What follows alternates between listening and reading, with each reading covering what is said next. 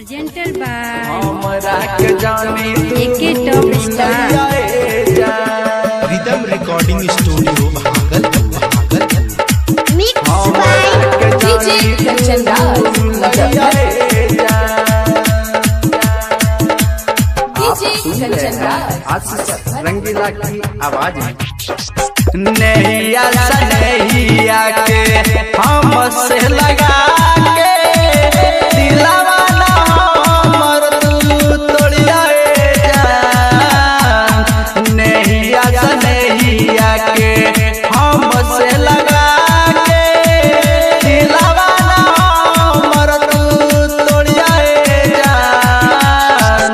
पियावा के पाके तू जाके ससुररिया हमरा के जानी तू भूलैया जान कि जाना रे पियावा के पाके तू जाके ससुररिया हमरा के जानी तू भूलैया जान। Presented by AK top star mix by DJ Kanchan Raj Muzaffarpur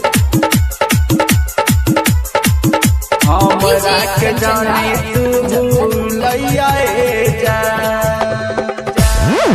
अमवा के छैया तू नदिया के तीरवा रात रहू हमारा कवरिया में जान हो कवरिया में जान हो।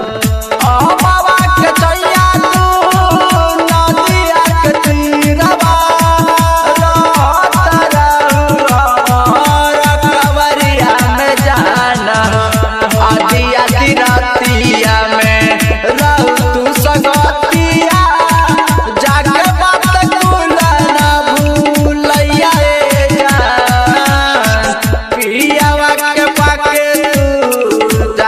ससुररिया हमरा के जानी तू भूलैया जान कि जाना रे पियावा के पाके तू जाके ससुररिया हमरा के जानी तू भूलैया जान। Rhythm recording studio Bhagalpur.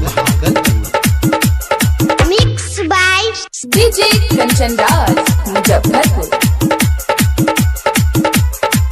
हमरा के जानी तू भूलैया जान। अभिषेक भाले तू भूल जाए बुए गोरिया हरिश तो के भूलना पैया रानिया पैया रानिया। राहुल के भाले तू भूल जाए बुए गोरिया हरिश तो के भूलना पैया रानिया। रंजित रसीला